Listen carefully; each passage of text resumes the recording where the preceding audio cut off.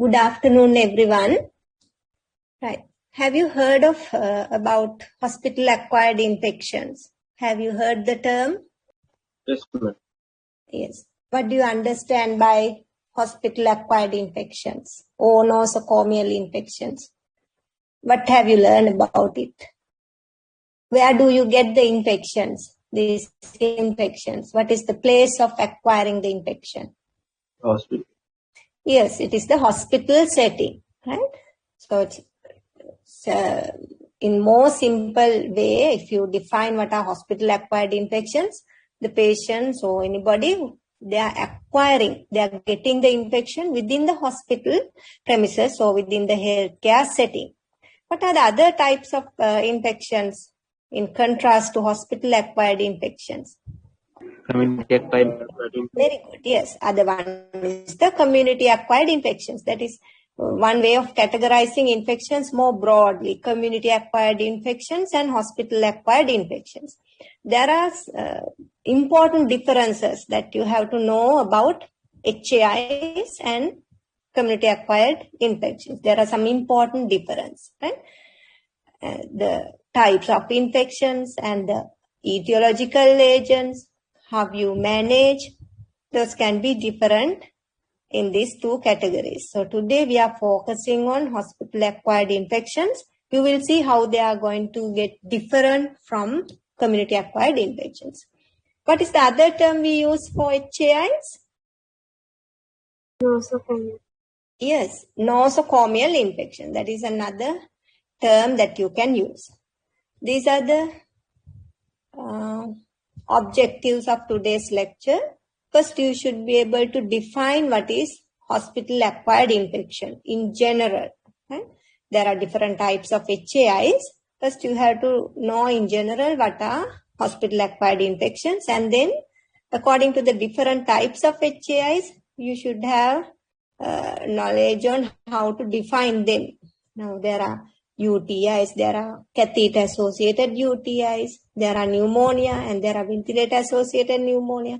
So all these, there are some definitions. Know the definition, then only you will be able to diagnose whether this is a case of hospital-acquired infection or not. And then you have types of HAIs and how these infections occur in our body. What is the pathogenesis?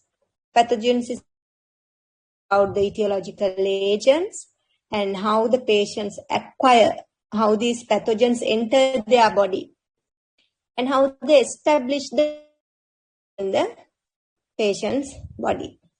Right? Then clinical presentations. When you say clinical presentation, the patients can complain of some symptoms.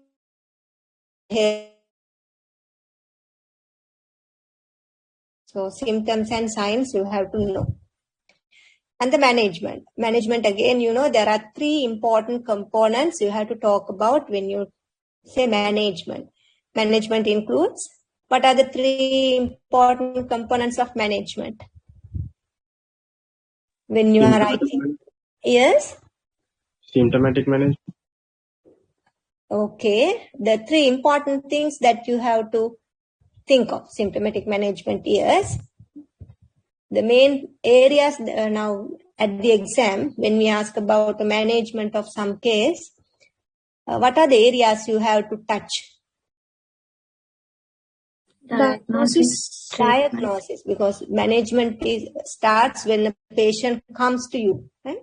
So you start with diagnosis. Diagnosis can be clinical and laboratory, radiological, those things. Then comes what? Diagnosis? Treatment and prevention. Treatment, yes. Your symptomatic treatment and specific treatment, everything can come under treatment. After that, what else? What's the other important? Treatment and prevention. Follow-up. Prevention, yes, very important. Now, prevention is very important with regard to certain infections. So prevention is always come under management, right? Now, even at the exam, if you are asked to write about management of some certain condition, then you have to think about all these three areas. Then you can write something under each component. Then you will not miss out any important points. Right.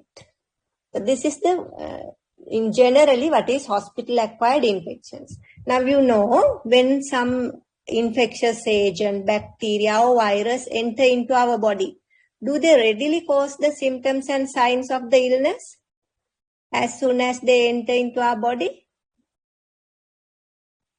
Yes or no? No. No. Why it's not? They first need to multiply. Yes. The organism first have to evade our immune system. Now, as soon as you expose to a patient with some infection, you will not get that infection. The infectious agent will enter into our body, but it has to evade our immune system.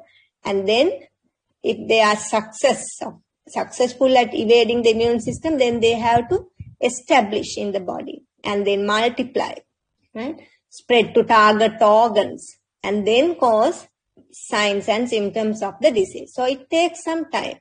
That's why this time duration is given. Infections occurring after 48 hours of admission to the hospital. So it is clear the infection has started in the hospital, after admission to the hospital, but we have given a time period, 48 hours.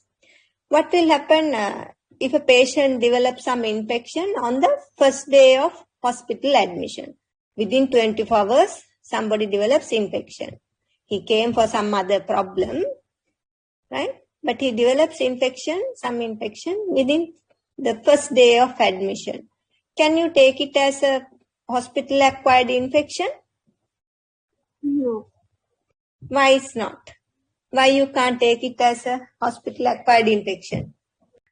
Now, the infections occurring after 48 hours of admission to the hospital are healthcare-associated infection. That means you have given some time period for the organism to incubate within the body. Now, if a patient develops infection on the first day after hospital admission, that means he has acquired that infection while he is in the community before the hospital admission. Right? That's why now it is manifesting clinical signs and symptoms. Did you understand it? Now, why you have given 48 hours is, now once you admit to the hospital, if you get exposed to some infectious agent in the hospital, it will take at least 48 hours. That is in general. This incubation period can be different in various infections, but in general, in common to pneumonia, UTI, the common hospital-acquired infections that we talk about.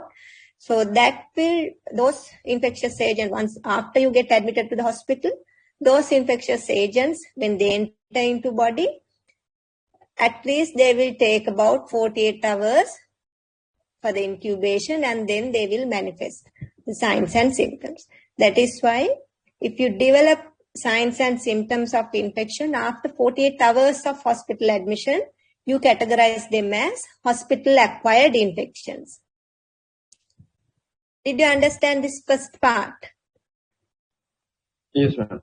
Yes. Or within 48 hours of discharge from the hospital. Again, now think a patient is discharged from the hospital today.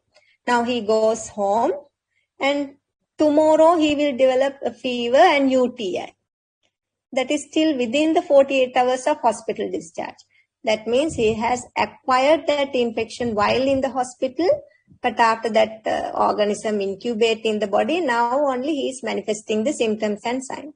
Still within the 48 hours. So we will take it as acquired in the hospital. But after 48 hours, now while he is in the community, if he gets some infection, you don't attribute it to hospital acquired one. You don't say that is acquired while in the hospital. That can be acquired while after coming into the community. That's why he has taken more than 48 hours to develop that signs and symptoms. So infections that will occur in a patient after 48 hours of hospital admission. Now he is in the hospital, 48 hours has passed from the admission. Or he discharged from the hospital, but still within the 48 hours. If he develops symptoms and signs of infection, you attribute it to the infections that are acquired in the hospital. Right? Did you understand this definition? This is the simple definition that you can identify a patient with hospital-acquired infection. Now, these are the different types of hospital-acquired infections. What is the most commonest type of hospital-acquired infection? And now the different types of HAIs. What is the most commonest type of HAI? Commonest hospital-acquired infections are the urinary tract infections, right? Even in the community, you must have seen UTIs are the commonest type of infections, right? Urinary tract infections. In the hospital worldwide, urinary tract infections are the commonest hospital-acquired infections. When you say urinary tract infections, they can be lower urinary tract infections, upper urinary tract infections, and device-associated infections. Some people have urinary catheters. So those are also, they also can be hospital-acquired infections. And the other common type of HAIs are the pneumonia. You know, that is the lung infection, lung parenchymal infections. And diarrhea, right? Diarrhea also can be a hospital-acquired infection. So the patient comes to the hospital for some surgery, maybe heart surgery, and while in the hospital, he gets exposed to some patients with diarrhea, pneumonia, and they can get the infection. So you categorize them as hospital-acquired infections in that case. Other important category of HAIs are the device-associated infections. Now, when you go to the hospital, now we are going to the hospital, to wards in the ICUs, you will see these patients with various devices, foreign devices. The patients with foreign bodies inside their body. One is urinary catheter. It's one of the most common devices that patients are on. Urinary catheters. Those are latex catheters, right? Inserted through the urethra up to the bladder. And other devices are in the ICU, you will see the patients who are being mechanically ventilated. They are connected to a ventilator, and from there tubes come and they join endotracheal tube. Endotracheal tube is inserted into the respiratory tract through the mouth.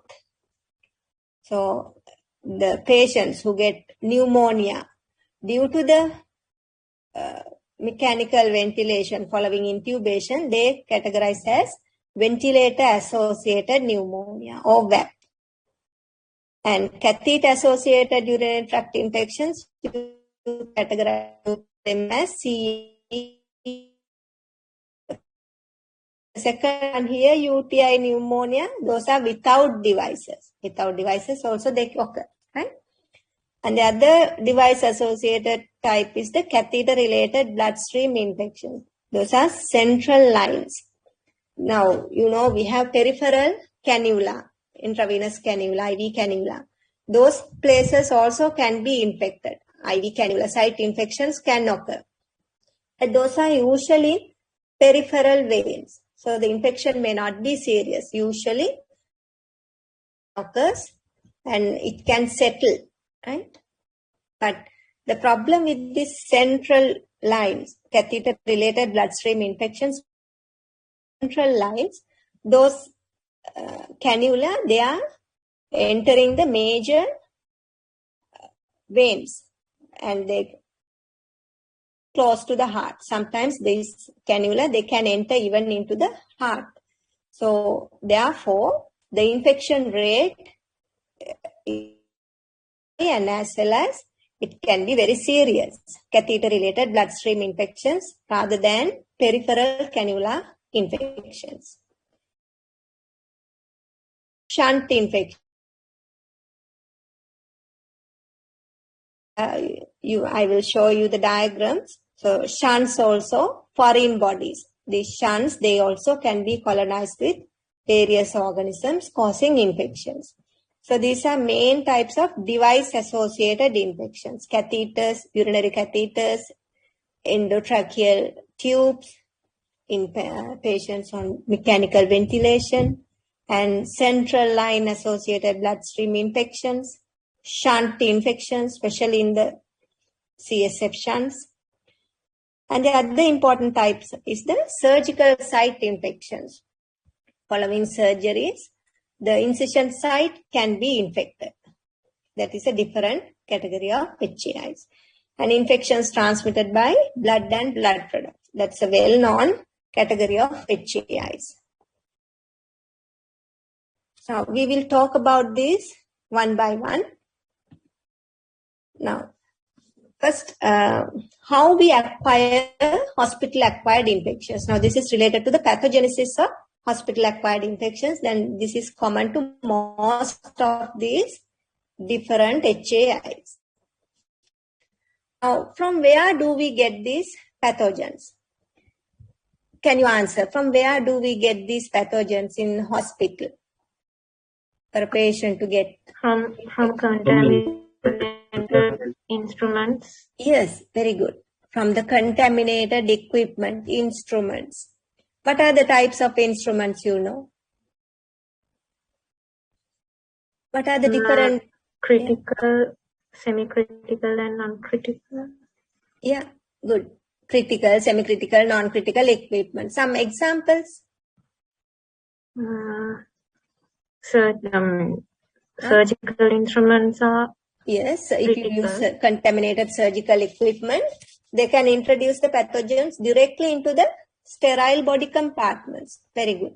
What are the other equipment that we use commonly in the ward that can be contaminated? Syringes. Syringes. Catheters. Yes. Especially if you handle them with contaminated hands, isn't it? If you don't follow the aseptic precautions, you can contaminate them. Syringes, needles, and cannula, catheters. What are the other things in the hospital environment you are talking? How the patients get? Endoscopes. Yeah, endoscope. Right? Ventilators. Ventilators. I didn't hear you. Can you tell louder? Ventilators. Ventilators, yes, ventilators, correct. And what about any other medications? Like saline solutions. We have had instances in the past, right? There are some contaminated saline solutions that are being infused to the patients without noticing. Right? Some particles were there in the saline solution. Later they noticed it. So there can be contaminated IV fluids. And what about the contaminated blood and body fluids? If you give blood and body fluids from some infected patients, isn't it? HIV, hepatitis B, hepatitis C positive patients' blood, we might give accidentally. Right? So those are from they can be categorized as hospital environment. What about the other patients? Now that is a well-known thing. You come to the hospital to undergo surgery, and the next person, if the next person has cough or pneumonia, then you might also get pneumonia. Or if the next person has diarrhea, and the other patient can get diarrhea. So from other patients, so they are within the hospital environment. So that is an important category, hospital environment. You know how we get the infections. What are the other ways? Other than the hospital equipment and other patients, how we get the organisms, these pathogens? Any other important way? Can you see the slide? Yes. What is the other important way I have mentioned in the slide? The flora inside patient's body. Healthcare workers. Yes, healthcare workers. How do you get organisms from healthcare workers?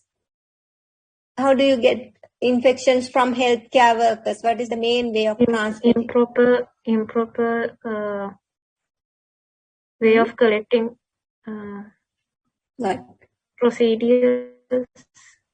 Yeah, improper way of doing procedures. What is the improper way? If they do some aseptic procedure without following aseptic precautions, that is one way, correct? So that can come under hospital environment also because they are using some contaminated equipment. What is the main mode of transmission of infections from hospital healthcare workers? Hands. Contaminated hands of healthcare workers, right? That's a very important way. Suppose the healthcare worker comes to give some IV injection to the patient, or they are going to collect urine from the patient for measuring purposes. They operate the catheter. Then the catheter and the urinary bag is connected to each other. So they want to take a sample of urine from the urinary bag. So if they don't follow aseptic precautions like washing hands or using alcohol hand rub, what will happen to the contaminated flora in their hands will be transmitted to the patient's devices, into the catheter, right? Into the intravenous line. Understood? Or even if suppose the healthcare worker is treating, first they care for patients with diarrhea in the diarrhea side. Okay. And she comes to you to another patient without cleaning the hands properly. What will happen? She can have the diarrheal pathogens on her hand because she will touch the surfaces, right? So then the organisms will be introduced to the next person through the contaminated hands of healthcare workers. That is a very important way of transmitting hospital-acquired infections. That is why hand washing or hand hygiene has become the single most important way of preventing hospital-acquired infections. Hand washing is very, very important. So, contaminated hands of healthcare workers is very important mode. What is the other ways of transmitting infections for healthcare workers? Even their contaminated clothes can transmit, right? If they don't clean their clothes regularly, if they wear contaminated clothes, or if their clothes get contaminated while caring for somebody, some other patient, and if they come with the same blood contaminated or feces contaminated clothes to another patient, even by contact, these organisms can be transmitted to other people. So, healthcare workers is very important. And what is the other important entity I have shown here? What is this one on top? What is this category? Flora. Patient's endogenous flora. That is actually the most commonest way of acquiring the infections. What is this one? What do you understand by endogenous flora? Endogenous flora means patient's colonizing flora. Okay, endogenous. Within the patient's body, you get the organism. Now, what are the endogenous flora you get on our skin? Quickly.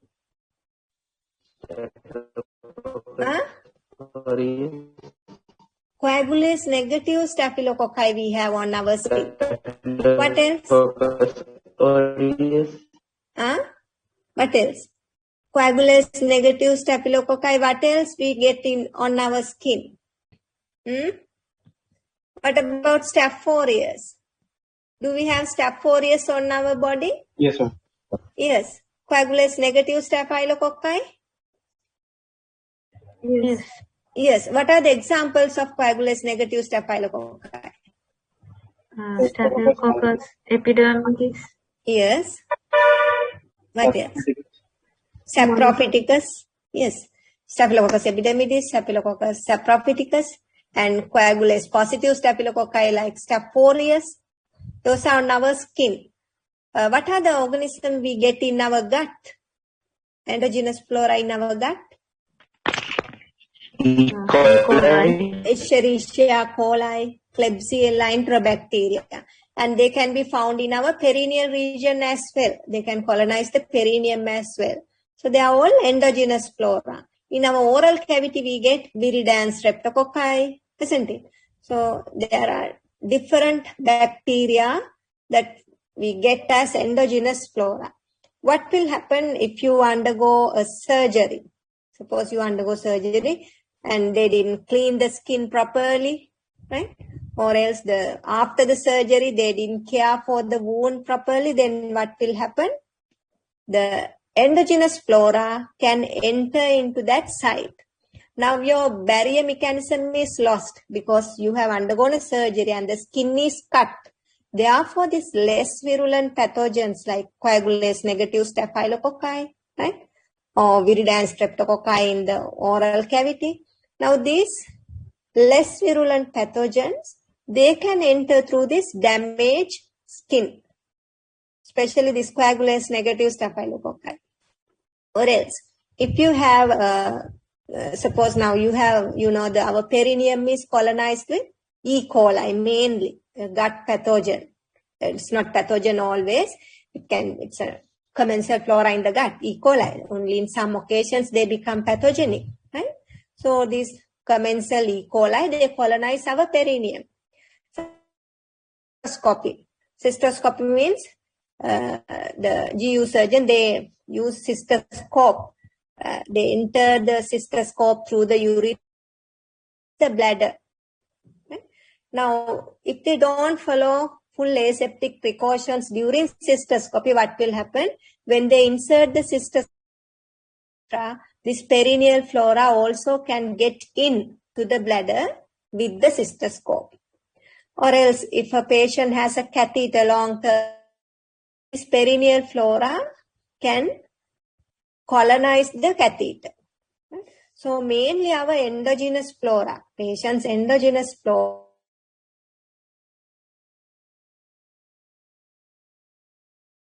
colonize the devices and then they can become pathogenic.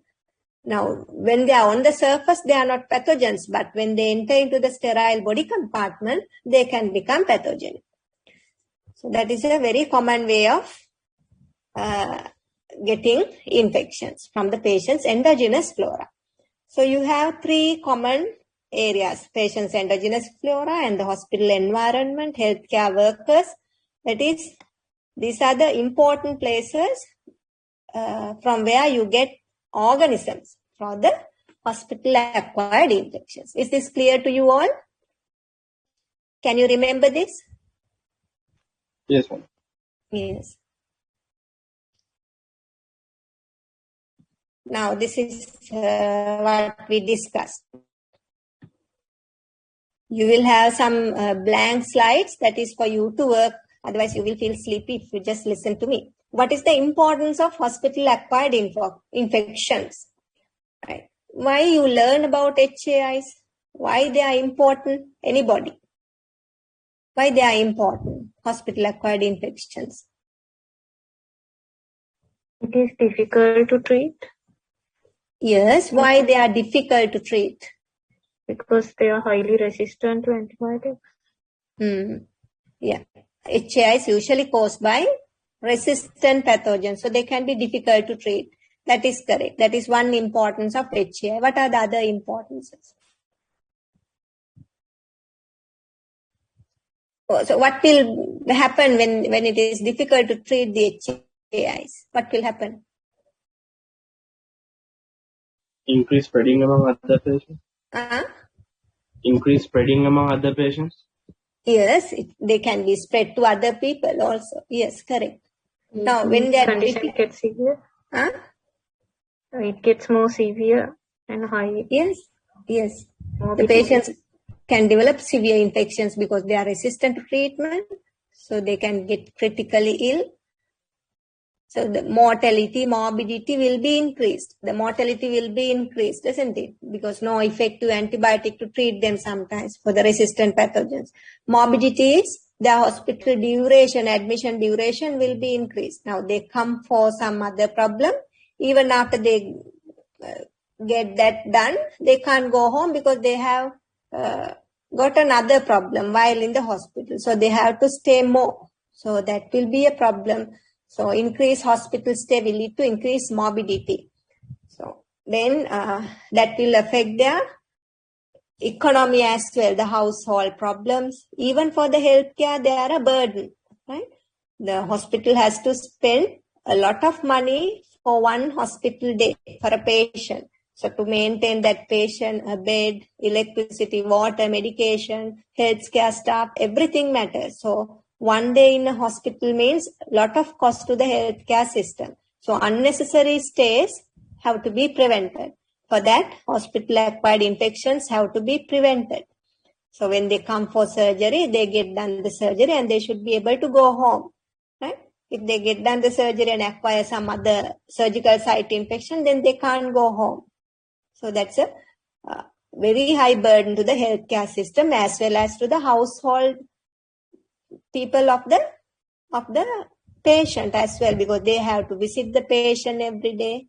So that is an additional burden to the household as well. And it can increase the patient's morbidity, mortality, everything. So that is why you learn about HAIs and you have to take steps to prevent occurrence of HAI. If a patient gets HAI, then you have to detect it early and take appropriate measures to treat it and to correct it, right? So that is the importance of HAIs. And etiology. Now, this one, you know, again, I left a blank because you know. What do you know about the etiological agents of HAIs? You have to answer. What do you know about the etiological agents? What are the common etiological agents? Bacteria or virus or fungi or what? Huh? Bacteria. Yeah, bacterial infections are common, but viruses also can cause hospital-acquired infections, isn't it? Nowadays, the patients can acquire COVID in the hospital, while in the hospital. So it will be a hospital-acquired infections. And there are some instances where they have reported influenza occurring as hospital-acquired infections. Especially they occur during epidemics, right? During some outbreaks, epidemics, the viruses can be acquired. Otherwise, usually bacterial infections.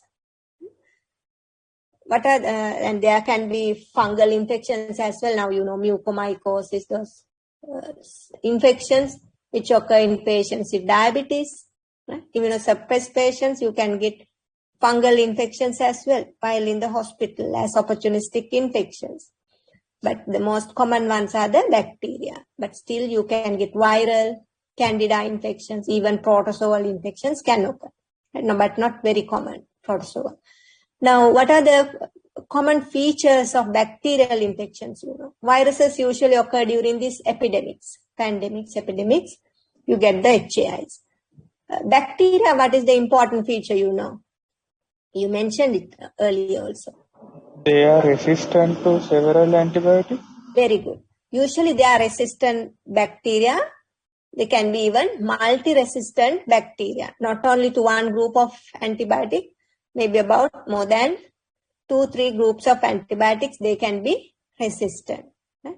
There are pan-resistant bacteria. They are resistant to all the antibiotics that we check in the lab sometimes.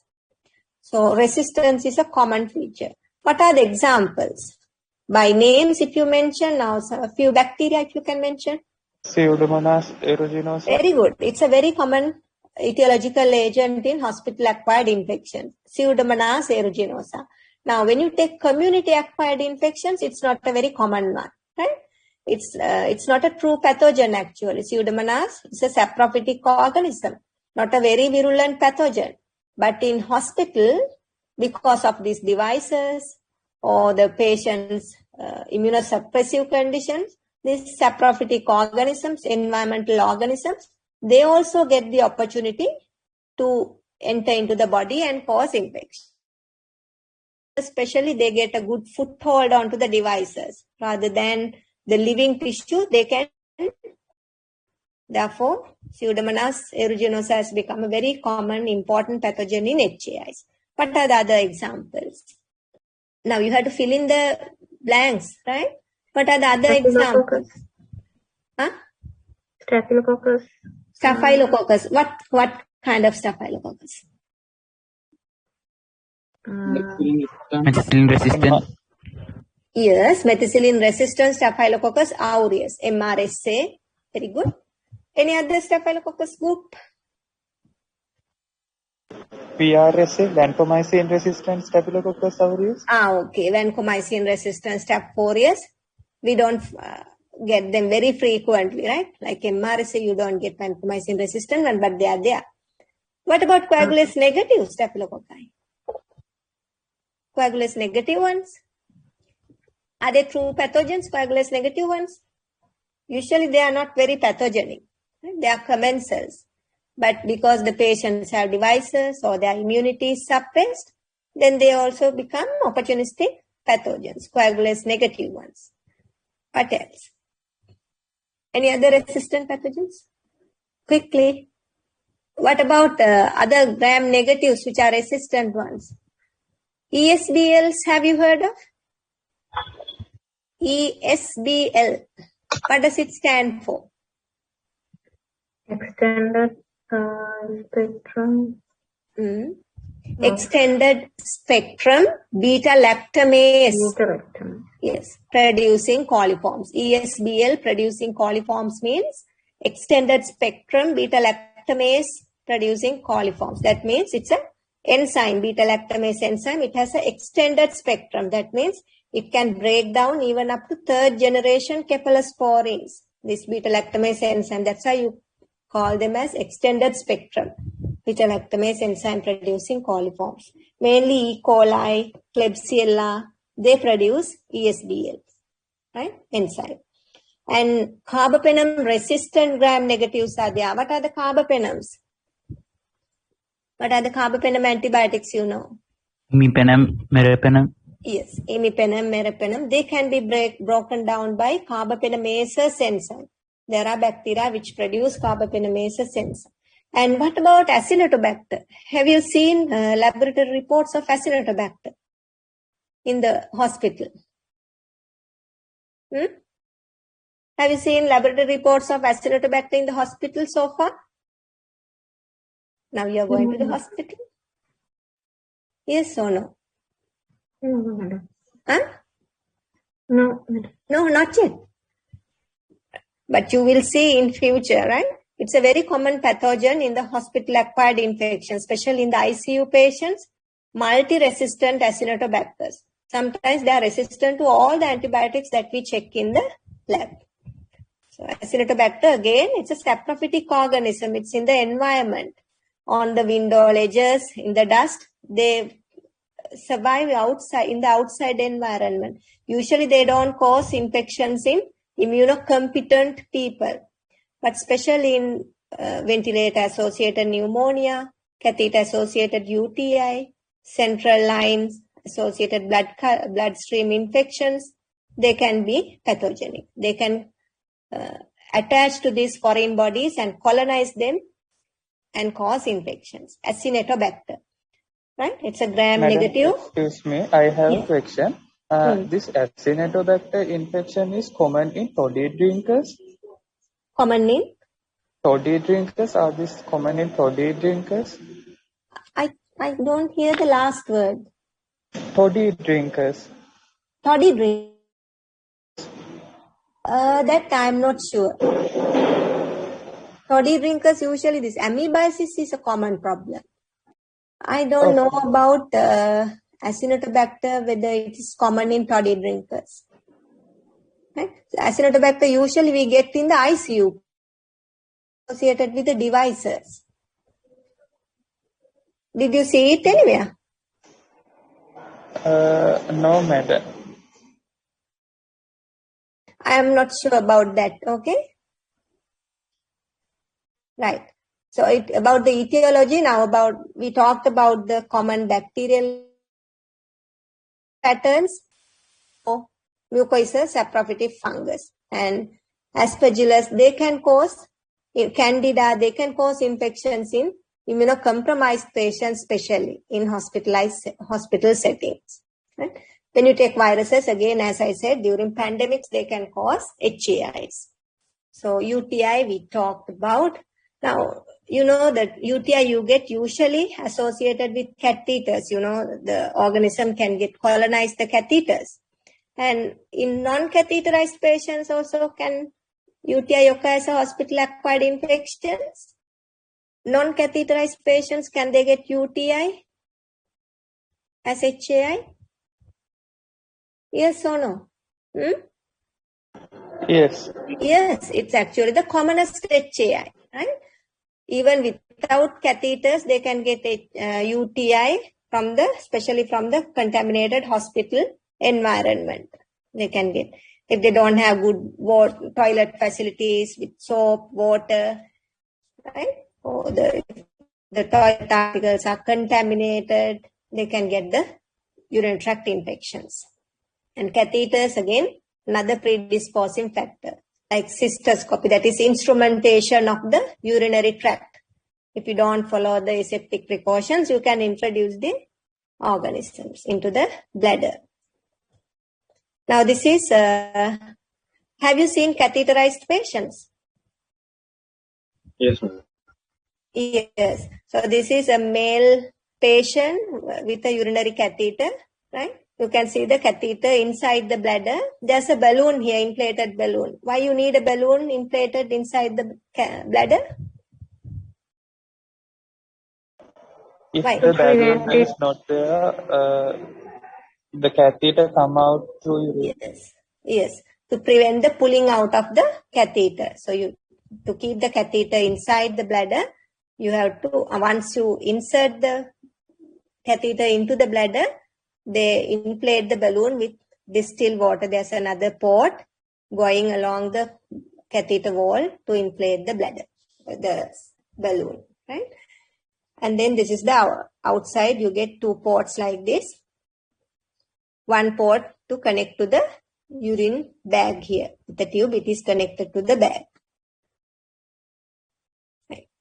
Now, I told you, in general, you have the definition for HAIs as the infections occurring 48 hours after admission to the hospital or within 48 hours of discharge from the hospital. If they develop some infection, that can be taken as HAI. Now, according to different categories of infections also, we can give definitions. This is for the CAUTI, catheter-associated UTI definition. 48 hours after catheterization or within 48 hours of removing the catheter. If they develop the infection, you say it is CAUTI. That means now patient comes to the hospital, patient stay for about 2 days, right? No problem. And you insert a catheter. He find it difficult to pass urine on the 3rd day, and you insert a catheter. Now, after the catheter is inserted, if he develops symptoms and signs of UTI, after 48 hours of insertion of the catheter, that means now about 4 days have passed from the hospital admission, right? You don't take the admission date here, you take at which day you catheterize the patient.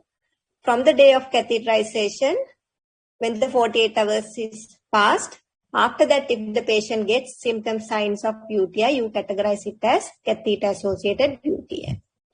Or else, now the patient was with the catheter without any problem, and you remove the catheter today. Right?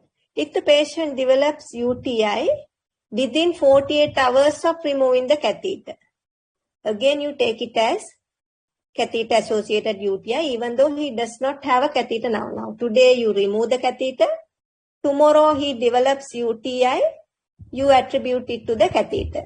You think he got this infection while he was on the catheter. That's why now he is developing the symptoms and signs of UTI. But after 48 hours of removing the catheter, if he develops the symptoms and signs, you don't attribute it to the catheter. Did you understand it?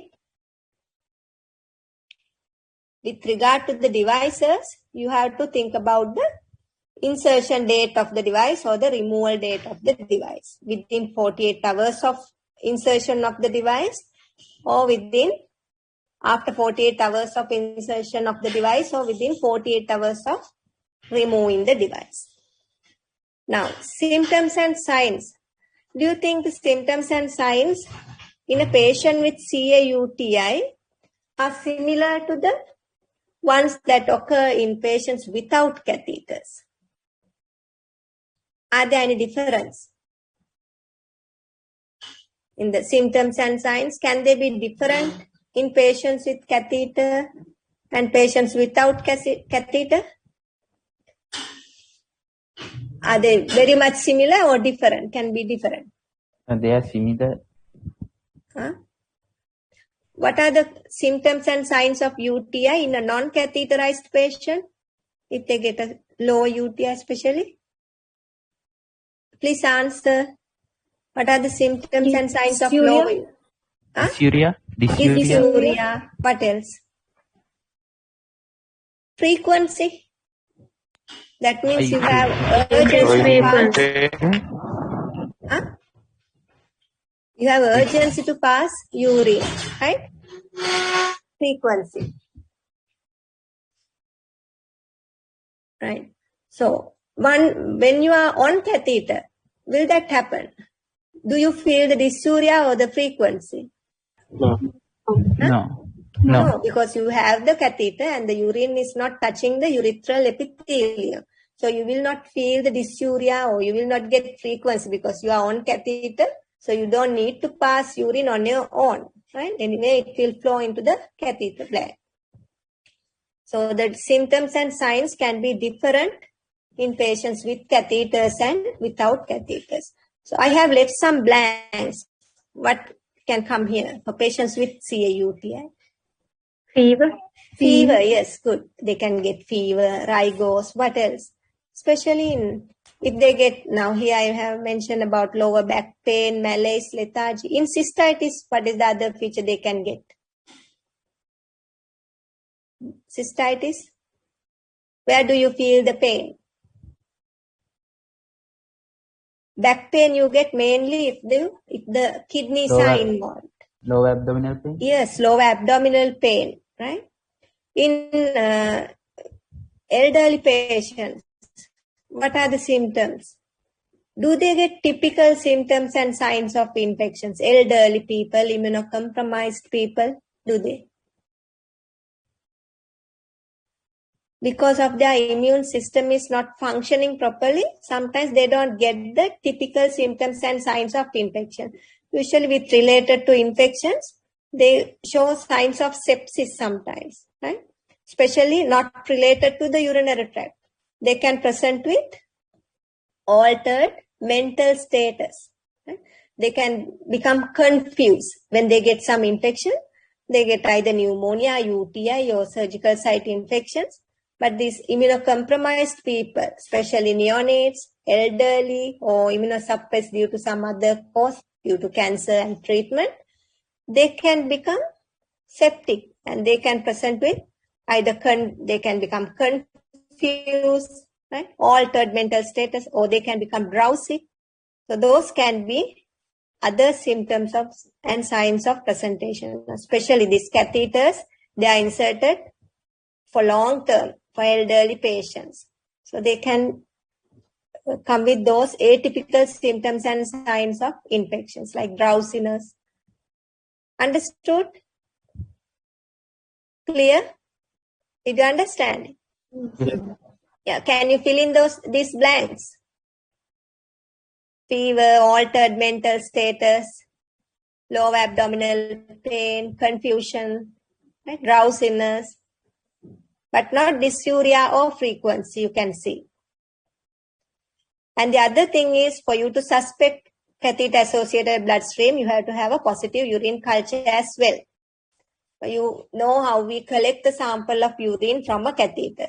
Please read your notes and be familiar with the procedure, because those can be asked at the exam. And also it is important while working in the ward, right? Always try to see when they collect cultures from patients, you always try to go and observe them, right? Then you will remember. And management of CAUTI, now you know the catheter is colonized. Once you insert a urinary catheter into a patient, in about 48 hours, this catheter anyway start to get colonized with the perineal flora, right? Perineal flora They slowly move and they go inside the catheter and they anyway colonize the catheter. But they don't cause the infections all the time. They are just colonizers of the catheters. The colonization of catheter does not mean always they are going to cause the infection. Now, when you insert endotracheal tube, when they insert the central line, sometimes first colonization occurs and it will last for some time before causing infection. Right? So colonization does not mean always the patient has the infection. Little later, few days later, he might get the infection. So now you know if the patient has device-related infection, that means that this catheter is colonized. So if you get a patient with CAUTI, the first thing you have to do is you have to remove the catheter. Right? Because you don't want to keep the focus of infection in. No point of giving antibiotics while the focus is there. So you have to remove the catheter. But suppose the patient cannot pass urine without catheter, then you have to insert following the aseptic procedures. And through the now you know I told you for the diagnosis of CAUTI, clinical signs and symptoms, and you take a urine culture which becomes positive. Again, I told you this catheter can be colonized. Reason that urine culture was positive because we took the culture from a colonized catheter. Now we want to make sure this is not the colonizer, this is coming from the bladder. This infection has entered into the bladder. Therefore, once you change, if you remove the catheter, you can ask the patient to go midstream sample of urine. If you change the catheter into a new one, as soon as you enter the catheter, you collect another sample of urine from the new catheter. Now, if that urine culture also become positive, you know this is not a catheter colonizer only. It has gone into the bladder. That's why the second culture is also positive. Right?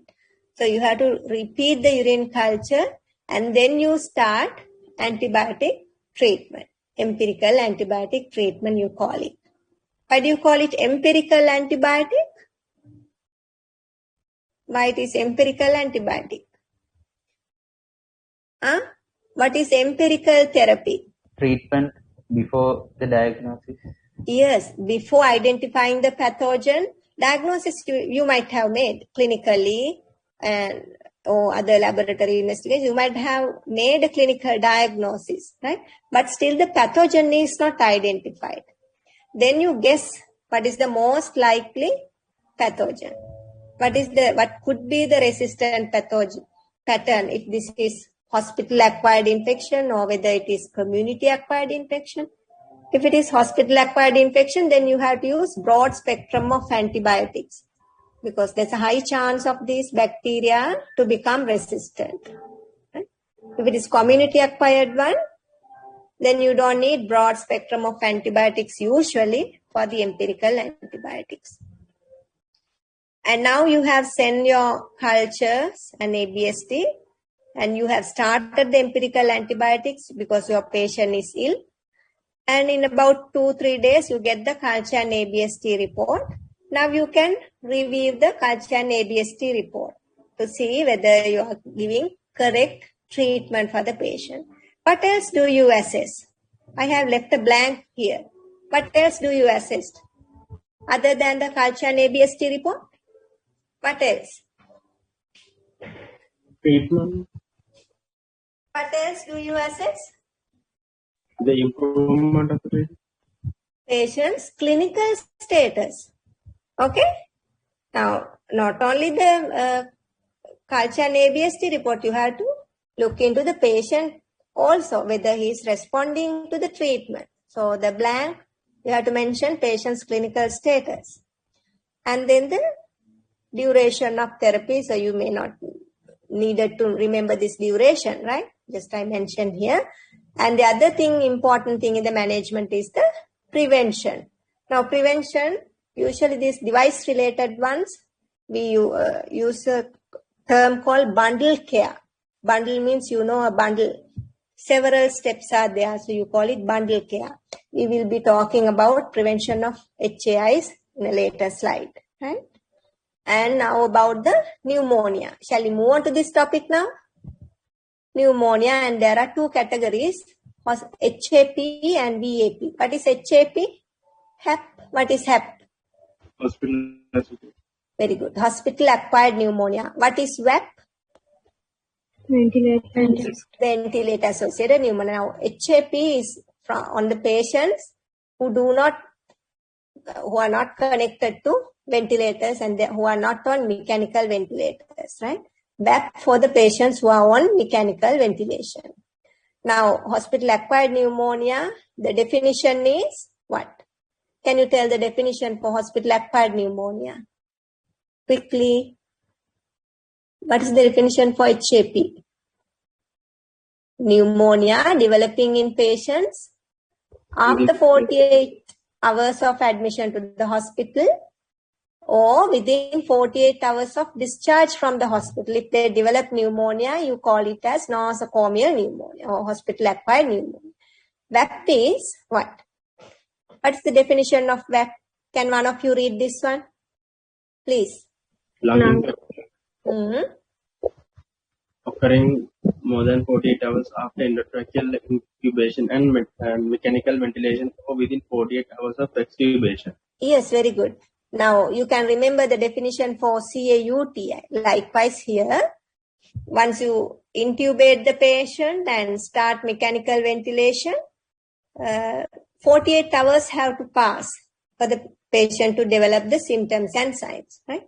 Or after extubation, now for some time you ventilate the patient and now you think ventilation is enough and you remove the tube.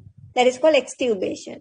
And after removing the tube, if the patient develops the pneumonia within 48 hours of extubation, again you put it as that ventilator-associated pneumonia, right? And these are different types of endotracheal in tubes, pediatric ones, adult ones. This is a patient in the ICU. You can see the patient is intubated. This is the endotracheal tube inserted through the mouth, right, into the trachea. And this is the ventilator tubes. They are connected to the ventilator here. Right?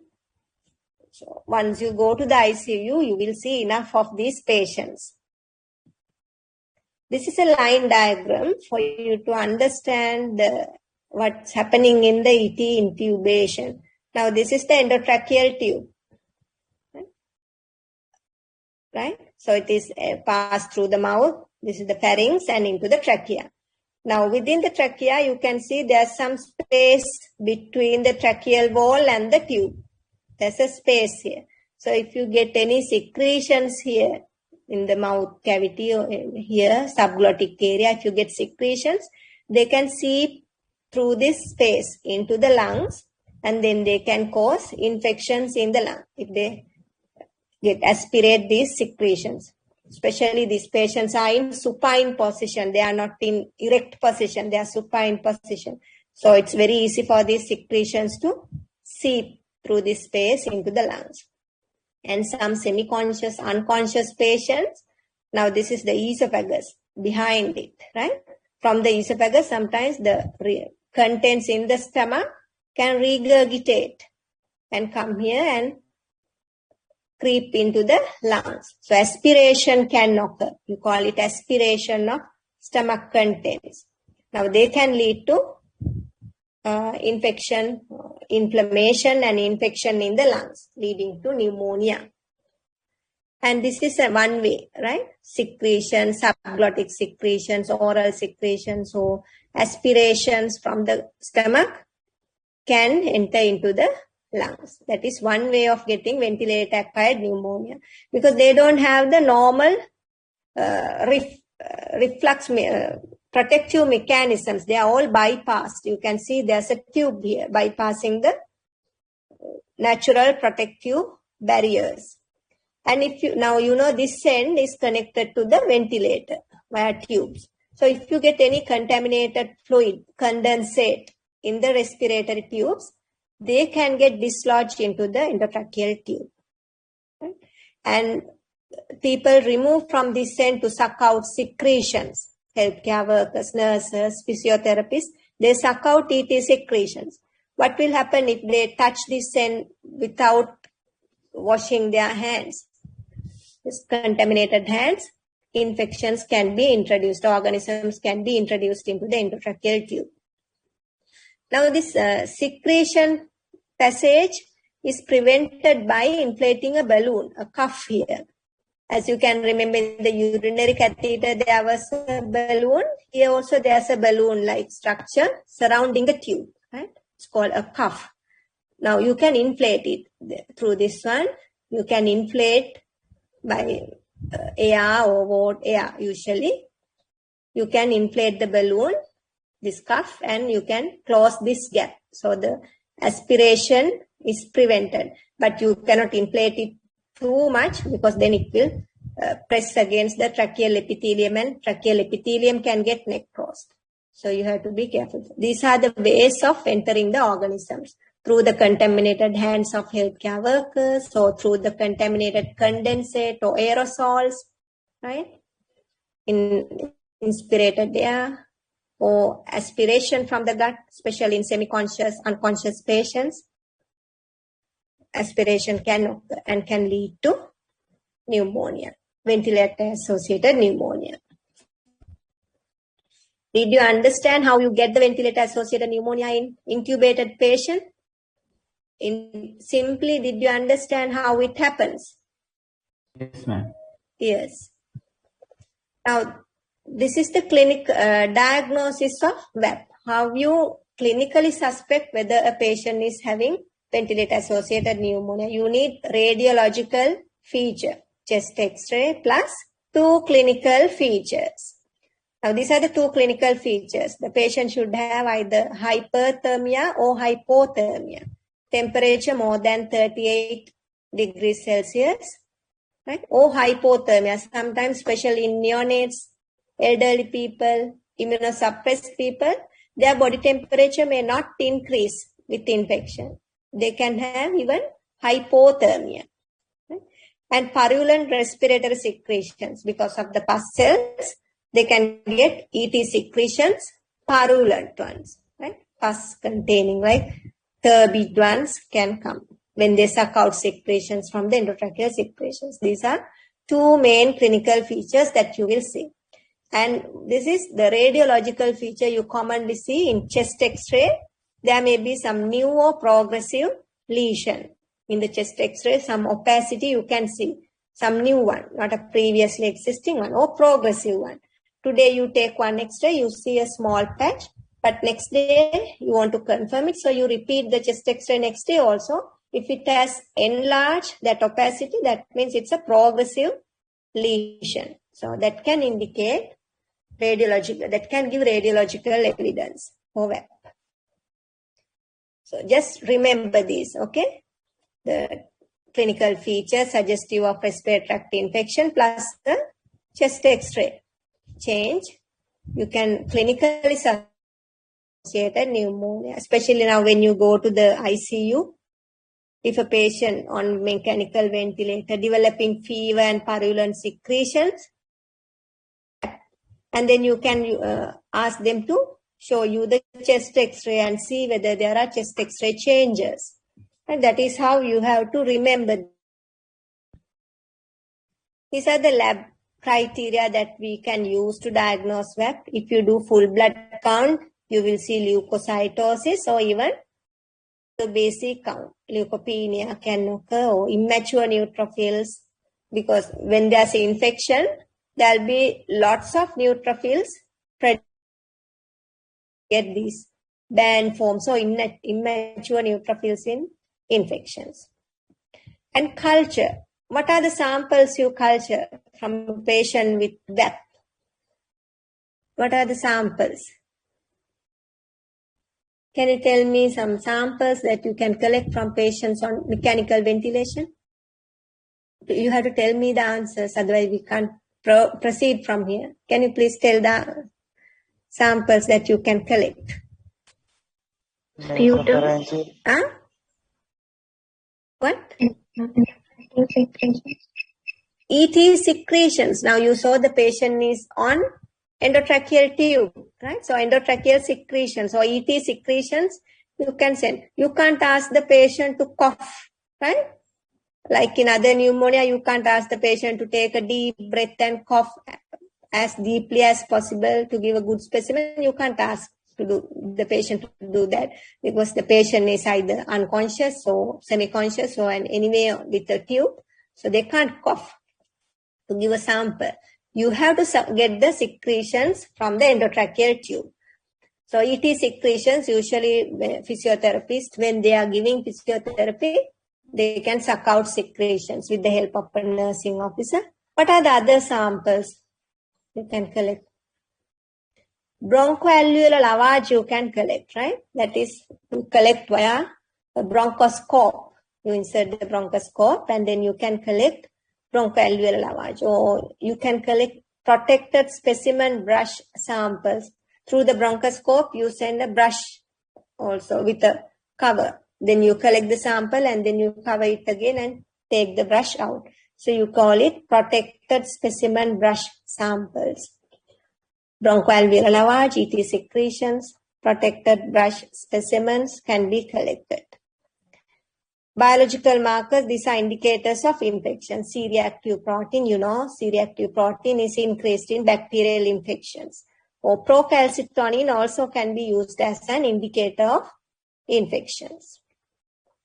Right? Excuse me, madam. Yes. Can't we take blood as a specimen? What?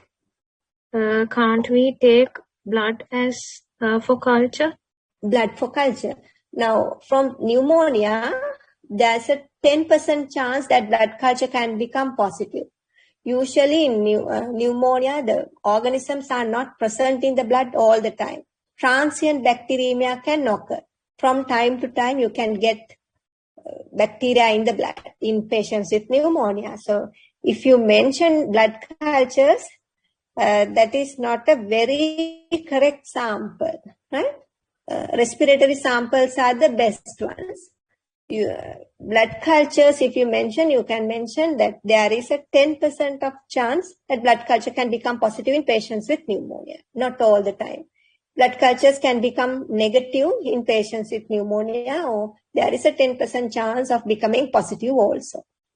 If the patient is critically ill or with high fever, you can take a blood culture and see. Otherwise, the patient, as soon as they come with pneumonia, blood culture is not indicated. Right? Did you understand it?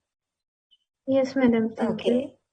Now, this is the pathogenesis of nosocomial pneumonia. You saw how the aspiration can occur, especially in semi-conscious, critically ill patients, right?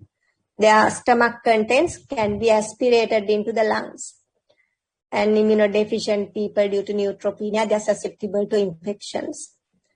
And ventilated patients, because of the tube, the tube can get colonized and organisms can enter the lungs. And pathogen factors, again, like in the previous occasion, you can mention about opportunistic pathogens. Those are less virulent ones causing infections. Viruses like SARS-CoV-2 during pandemic, they can cause pneumonia. And resistant ones, you see the organisms. Now, following aspiration, I have left a blank here. What is the organism? Following aspiration, what are the organisms we get from the gut contents? Yeah. Anaerobes. Very good. Anaerobes, right?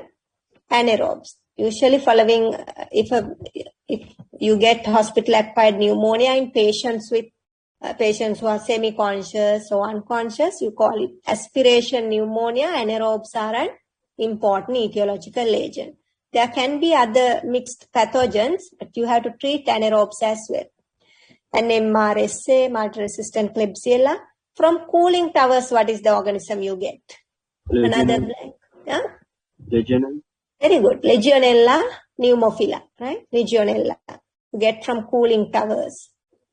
From the water heaters or cooling towers, the air conditioners, the water contaminated aerosols can lead to infections or even outbreaks with Legionella in the hospitals. Good.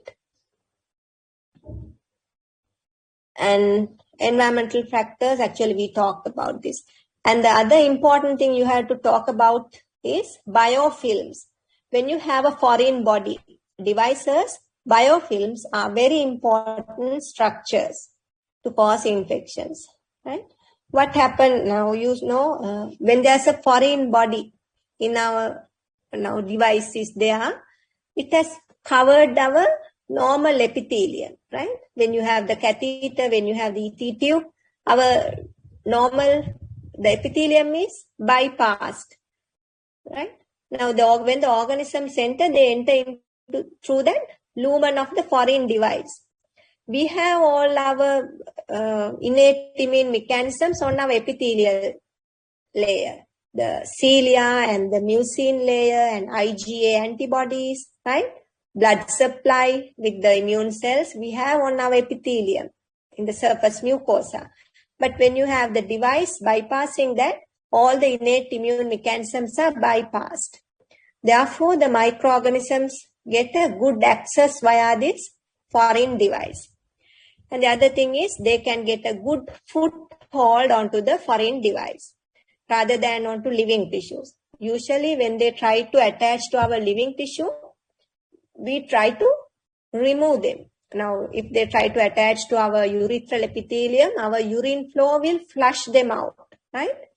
But what will happen when they are attaching onto the catheter? There's no flushing effect. Only the urine is seeped slowly throughout because there's no closure of the bladder and there's no flushing effect within the catheter.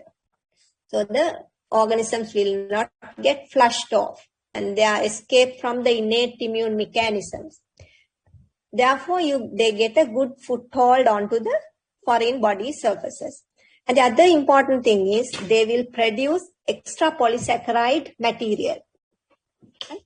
Extracellular polysaccharide material will be produced and they will form a biofilm. Here you can see this one. Suppose this black color thing is the foreign body device. Okay, this is the first one, attachment. You can see bacteria in the lumen and they come and attach to the surface. Now they get a good foothold here and they secrete extra polysaccharide material and they grow into a microcolony. There are colony of organisms, it's a still microcolony. Now the growth phase, the organisms multiply and they grow and they produce lots of extra polysaccharide material, right? And dead cells are there, so they become mature. Mature biofilm is there. And once it is matured, sometimes the organisms can detach and they can spread and bind to other places. So the biofilm will be spread along the surface of the foreign device, right? So this is like slime. Now when you put a urinary catheter and you put the device endotracheal tube or central lines, where this happens everywhere. If they get any organisms, right? The organism can, if you have few organisms in the blood, if you have transient bacteremia, this bacteria get a foothold onto this foreign device and start producing the biofilm. Right? They will establish, first colonize, and then they will become pathogens and causing infections. If this is occurring within the central line, now you can see the organisms are released to the bloodstream, causing bloodstream infections. First, it is only colonization. This can occur even in the urinary catheter. So biofilms are important in pathogenesis of device-associated infections. Very important. What are the uses of biofilm? Anybody? Why the bacteria get... what are the uses of the biofilm for the bacteria? It results the resistance for antibiotics. How? They escape from the antibiotics. They are within this slime-like material. So antibiotics find it harder to penetrate in, right? So they escape from the antibiotics in the bloodstream or in the urine, so they can escape. And they can escape from our immune cells. They are covered inside this thick extra polysaccharide material. So even in the bloodstream, if you get antibiotics, they cannot enter, they cannot penetrate into the biofilm. Immune cells cannot penetrate into the biocells. They are covered. And also there's another way of communication within this bacteria, within this biofilms. So if there are resistant pathogens, they can exchange their resistant genes with the other bacteria. So others also become resistant to antibiotics. So likewise, it's a very good environment biofilms for the bacteria and very important structure in device-associated infections. Did you understand about the biofilms? Did you? Yes. Okay. So that is about the pathogen and the management of nosocomial infection. Now biofilms not only for the VAP, it's for the other devices as well. Nosocomial pneumonia and VAP, how do you manage? Now the diagnosis comes under management, right?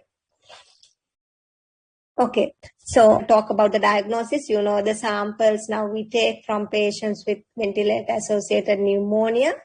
And then the other important thing is broad spectrum antibiotics because you suspect mainly the resistant pathogens, right? The patients are critically ill, so you can't wait for the culture and ABST. You have to start the empirical therapy with broad spectrum antibiotics. Usually we start for the VAP, meropenem like antibiotics, okay, very broad spectrum antibiotics. And then once you get the culture and ABST report, you can see whether the culture and ABST report tally with the treatment that we have started. And the patient's clinical status, you always have to assess. And this is about duration, 7 to 10 days you can treat. And again, the prevention. Again, you have the bundle care. We call it VAP bundle. We will discuss it later, right? VAP bundle. This bundle care comes for the device-associated infections. And this is another important hospital-acquired infection. Did you understand about ventilator-associated pneumonia? Did you? Please tell me whether yes or no. Because I want to move to CRBSI. Did you get any idea what is hospital-acquired pneumonia, what is ventilator-associated pneumonia? Yes, madam. Yes, good. Now we will move on to the catheter-related bloodstream infections, or CRBSI, or you call it central line-associated bloodstream infections. I told you these are not peripheral lines. You know the peripheral cannula, they are inserted near the wrist. Okay. Now these are very close to the heart, inserted either into internal jugular vein or subclavian vein.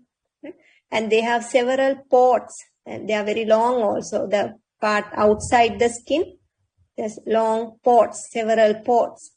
And you can see they are entering the heart. See here in the line diagram. So there's a very high risk if there's a colonization and contamination of this line occurs.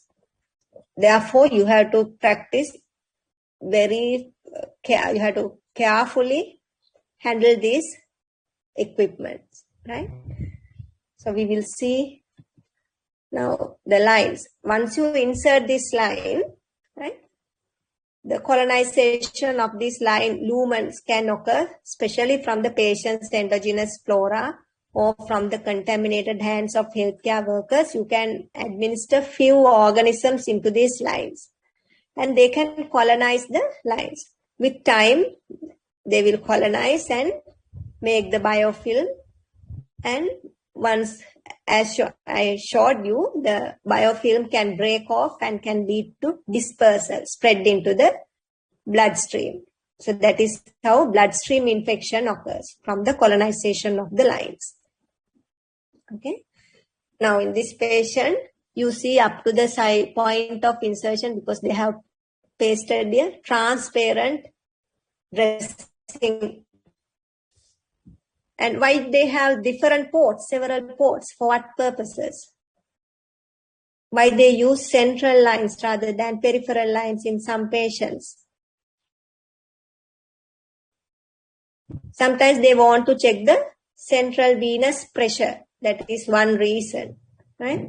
And the other thing is they want to keep these lines for administering chemotherapy, especially chemotherapy. When you give to peripheral veins, the veins can get sclerosed because of the drugs.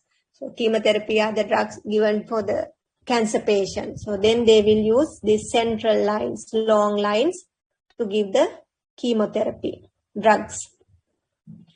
And when they have this line, they will give other medications, IV fluids also through these lines. So they can use these lines for various purposes. But when they use them, when they insert the line, they have to take all the precautions not to contaminate these lines, because these lines can get colonized, leading to infections. Now, in this patient, I have shown a central line inserted through the neck. What are the other places where you can insert central lines? Femoral lines, you know, the femoral vein near the iliac region, right? Right? So the femoral lines are there. So that is again a long line that can be used. For hemodialysis purposes, they use these lines. Okay. Now, when you get a patient with suspected central catheter-related bloodstream infections, how do you suspect a catheter-related bloodstream infection in a patient? What do you think? How you can suspect? Can you think and tell me? Clinically, how do you suspect? Please tell me. Quickly. What is the device they need to have? Central venous catheter. They need to have a central line. Okay? Not just intravenous catheter, central line. Right? They need to have a central line. What else? How do you suspect infection in that one now? You can see some surrounding erythema, inflammation surrounding the insertion site in the skin. That can occur, right?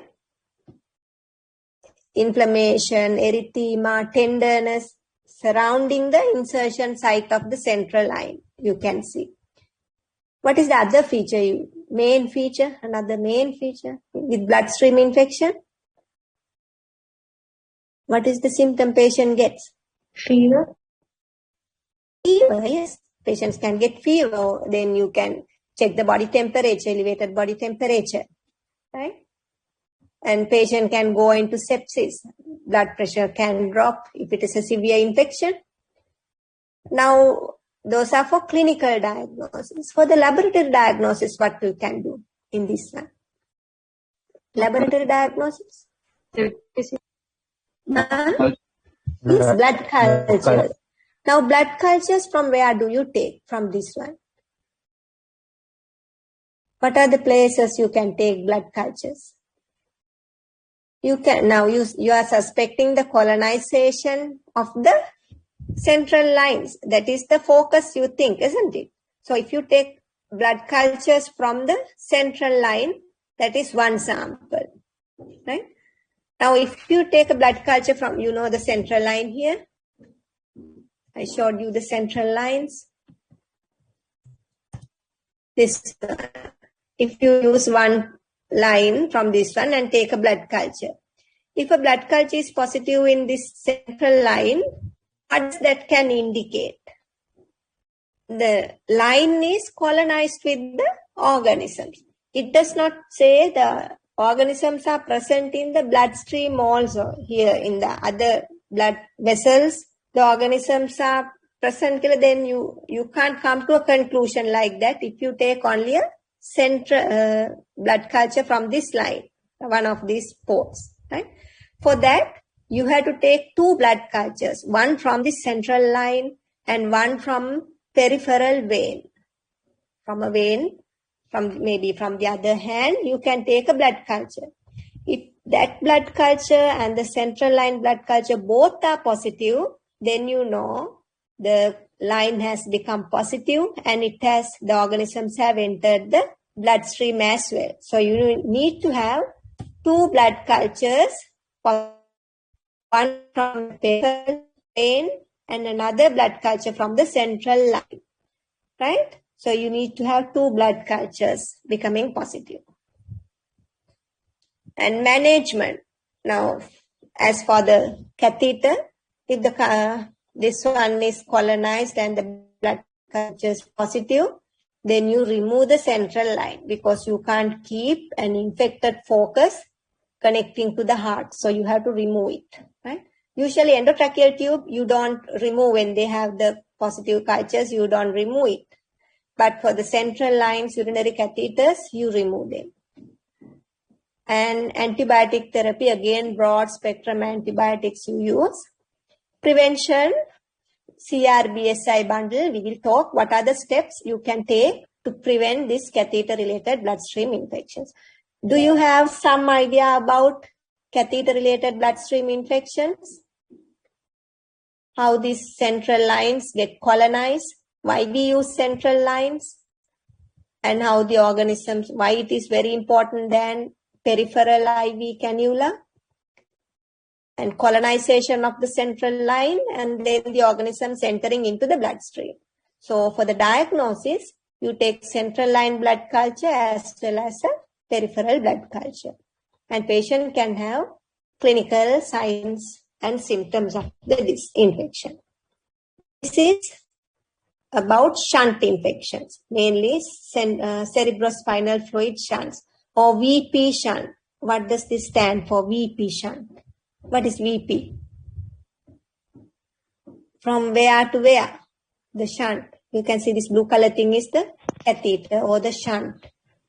From ventricular peritoneal shunt. Yes, ventricular peritoneal shunt. It is starting from the ventricles of the brain and coming subcutaneously. In this area, you can even palpate it. You can see the catheter going below, underneath the skin, right? And it's going to the peritoneal cavity opening. Usually we use these shunts to reduce the pressure inside the ventricles of the brain.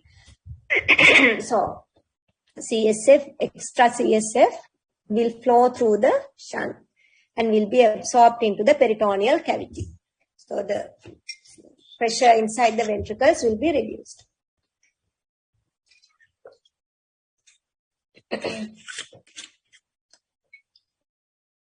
How can this shunt get infections? What are the focuses you think? How does this can get infected? Where are the two ends? One is in the ventricles of the brain, other one is in the peritoneal cavity. Other organisms can enter.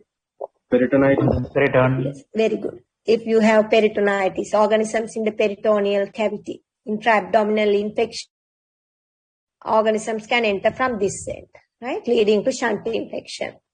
And they can even enter here. And if you have meningitis or any problem here, organisms do any manipulations from here. If you prick the catheter and if you inject any drugs or anything, right? If you take CSF samples for any studies, then infection can be entered through this puncture site also. So by healthcare workers, organisms can be added. Or during the insertion, VP shunt, when they insert at the beginning, if they don't follow aseptic precautions, you can insert a contaminated VP shunt, or you can insert organisms while inserting the VP shunt, right, during the surgery.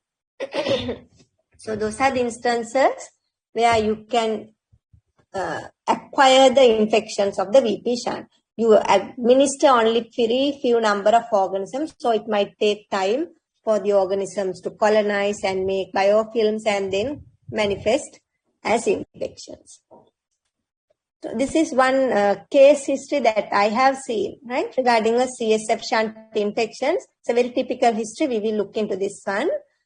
A 28-year-old female came to our ward. She had presenting complaints with, when I was a trainee, she had complaints of headache, convulsions. You know what are convulsions? What are convulsions? What are convulsions? Fits. Convulsions. Yes, ma'am. Yes, ma'am. Yes, yeah. Seizures or fit, convulsions, right? So they indicate some central nervous problem, involvement of the central nervous system, and fever and abdominal pain. Right?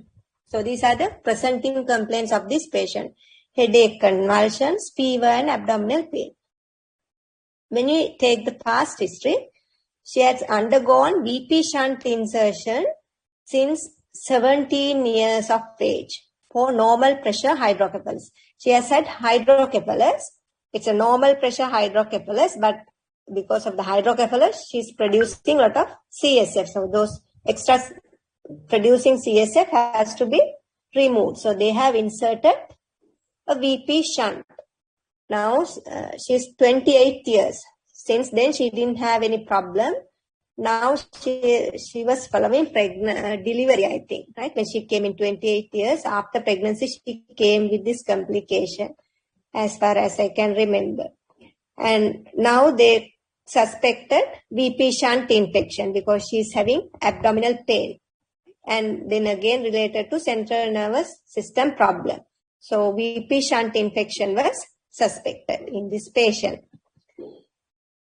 So the clinical diagnosis was VP shunt infection. Then infection was suspected and empirical antibiotic therapy was started depending on the most likely organisms. Now the peritoneal cavity infection was suspected because she was having abdominal pain also. So to cover any enteric pathogens like enterococci, so they started gram-negative coverage and enterococcal coverage, ampicillin and ceftriaxone was started. This has a good gram-negative cover, ceftriaxone. Ampicillin has a good enterococcal cover. Okay? And for the lab diagnosis, they took the specimen. What is the specimen you think? What specimen? What is the specimen we took? CSF. From where do we take the CSF? From the shunt. Yes, from the shunt. I told you near the neck, you can even palpate the shunt. So they, following aseptic precautions, they can aspirate CSF from the shunt, right? And then it was cultured and we grew enterococcus. We did several cultures and we isolated enterococcus species, a streptococcus that is present in the gut. So that was thought as peritonitis causing infection of the VP shunt. Then the VP shunt was removed because when the organisms are there, you can't keep it. So the shunt was removed. And then the shunt tip was also sent for culture and it also grew enterococcus. And then the EVD was inserted, that is external ventricular drain. Now she can't live without draining the CSF, otherwise CSF will be accumulated. So there should be something to drain the CSF out. Therefore, external ventricular drain was inserted and then intrathecal antibiotics, that means directly into the subarachnoid space, antibiotics were introduced through the EVD and external ventricular drain. And then after that, after a course of antibiotics, she became better and then the EVD was removed. And again, VP shunt was inserted, a new one. Did you understand this case history? Right? It's a typical CSF shunt infection. So the origin of organism was from the peritoneal cavity here. So etiological agents. Etiological agents. What are the common etiological agents to cause shunt infections?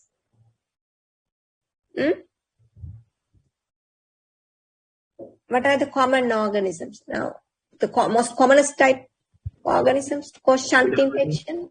Escherichia coli. No, E. coli here. Staphylococcus epidermis. Coagulase negative staphylococci. Yes, coagulase negative staphylococci, because they can be our skin colonizers. I told you sometimes due to shunt manipulation to take CSF samples, sometimes they pick the shunts from outside. Then if you use contaminated hands or if you don't clean the skin properly, this colonizing flora can commonly cause shunt infections. So coagulase negative staphylococci is a common cause. The others also common ones from the peritoneal cavity. You can get the E. coli or enterococcus. In the hospital setting, Pseudomonas can be a cause, right? Diphtheroids also commensals in the skin. Diphtheroids, coryneiforms, and Acinetobacter again from the hospital environment, especially in hospitalized patients. They can cause CSF shunt infections. These organisms can even enter during the insertion procedure of the VP shunt. In small numbers, they can get deposited with the VP shunt and then they can multiply and cause infection later. Right. So, prevention of shunt infection, adhering to infection control practices. We don't have a bundle as such, but you have to practice all the other infection precautions. This is an important entity, surgical site infections, right? So you can see a major surgery, abdominal surgery in the lower abdomen. So surgical site infections are defined as, this is not 48 hours. You can see the definition, infections occurring within 30 days after operation. Within 30, that means within first month of the surgery, if they get infection of the surgical site, you can categorize as a surgical site infection or SSI. If there's a prosthesis or implant here, if it is some prosthetic devices, they are like in from joint infections, you insert prosthesis. If there's a prosthesis, this duration extends up to 1 year. Up to 1 year from the surgery, if they get infection, you categorize it as surgical site infection if there's a prosthesis. If no prosthesis, it is on up to 1 month. Right? This is the duration, not 48 hours. Did you understand the difference from other HAIs, the definition? Yes, madam. Yes. And what are the clinical features? I didn't write here because you have to tell me. But what do you observe in the surgical site infection by looking at this picture? Pus formation. Pus formation. Yes, pus formation. Very good. Purulent discharge, you can see. What else? Tenderness. Tenderness, yes. If you touch the area, the patient will pain. It will be painful. So tenderness. What else? What do you see? Redness, can you see in the surrounding area? What is the other main feature you see here? Wound dehiscence. What is wound dehiscence? Gaping of the wound. Wound is not healed. Delayed wound healing.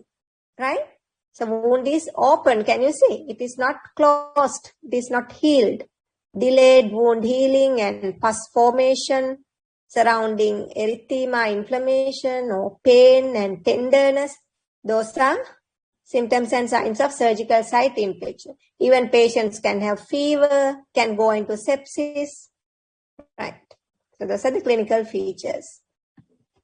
So these are the different types of surgical site infection.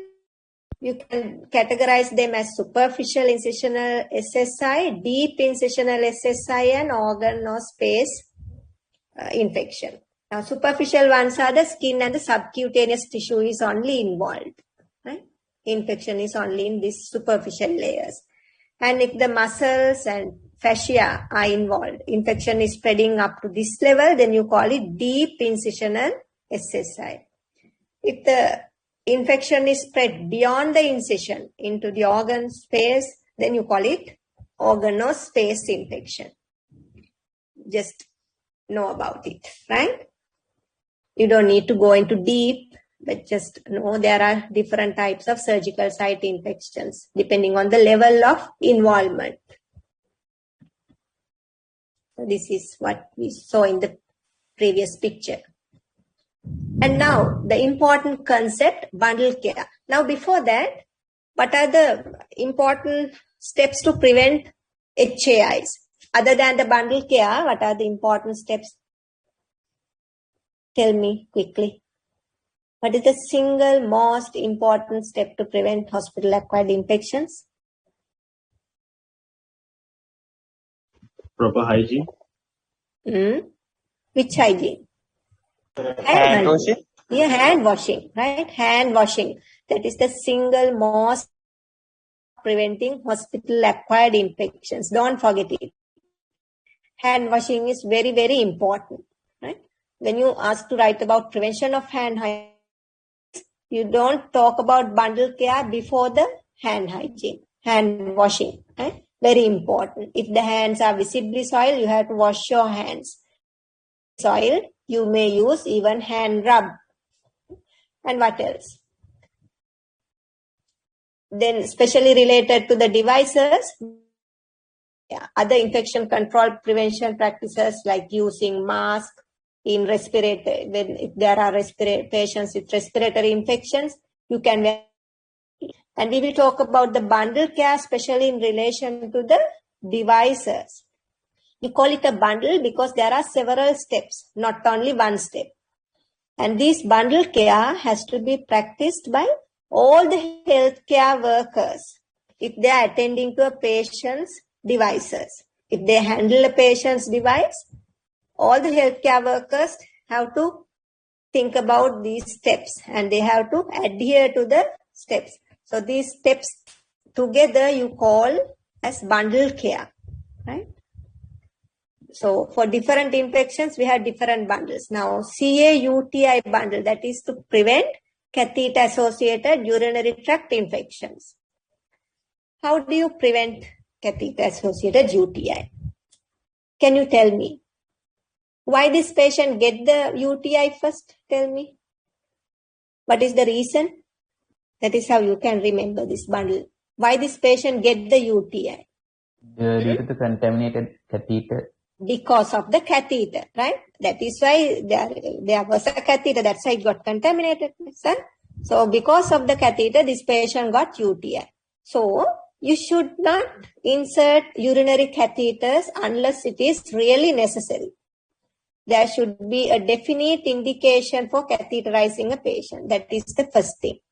You should not catheterize patients unnecessarily. And the other thing is, even if you catheterize a patient for a real indication, then you have to daily review whether it is necessary or not. Whether he needs it today. Likewise, you have to daily review. If it is no longer required, as soon as possible, you have to remove the catheter. That is the other important thing you have to remember.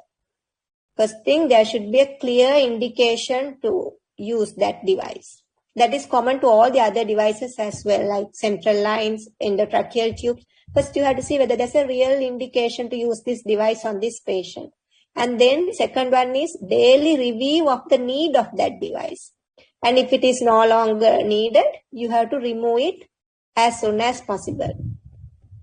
And the other thing is, when you are inserting this device into the patient, you have to practice necessary aseptic precautions, especially for the catheters, urinary catheters, or when you are inserting an endotracheal tube, when you are inserting the central lines, when you are inserting the VP shunt.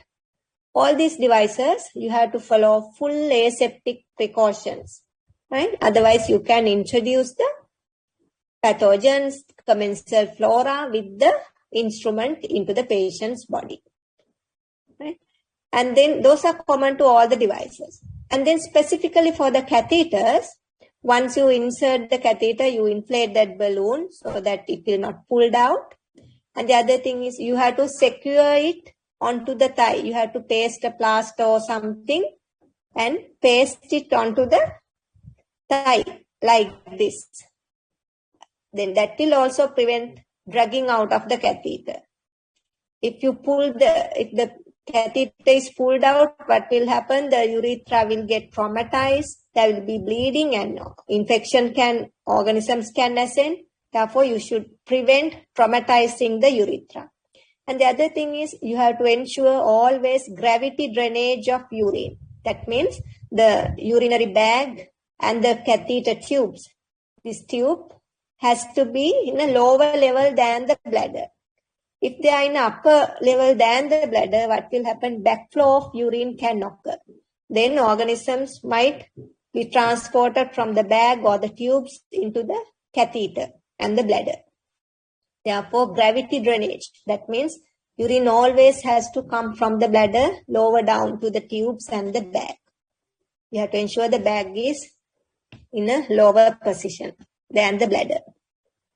Right? And then if you suspect any catheter-associated UTI, you have to collect culture sample, blood cultures from the catheter.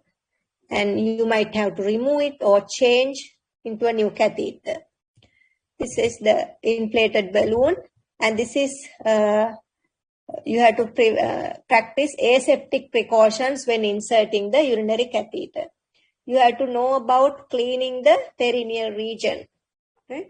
You have to use 70% alcohol and betadine, 10% betadine to clean the perineal region and wear sterile gloves to insert the catheter. Right.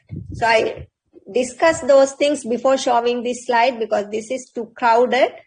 Now you will understand, I think. You can read this and see whether you know about the CA-UTI bundle. Now after this procedure also you have to wash your hands. Before the procedure you have to wash your hands, aseptic precautions you have to take. Did you understand this one? Did you understand about the CA-UTI bundle? You don't need to remember all these steps, remember, right? Remember what is important. We will not ask you to write the CA-UTI bundle in our exam, but you have to know the important steps because that is important for you to know when you are in the wards also.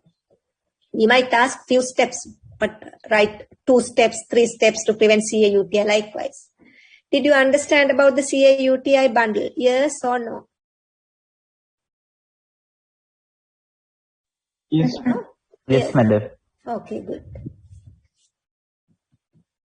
Now, this is about CRBSI bundle. That is to prevent the central venous line bloodstream infections.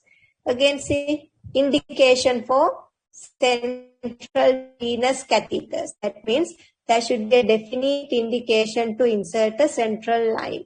Otherwise, you have to manage it with peripheral IV line, right? Avoid femoral site. What's the problem with the femoral region? You know, where we get the access to the femoral lines close to the perineum. So you know the perineum is usually colonized with lot of bacteria from the gut.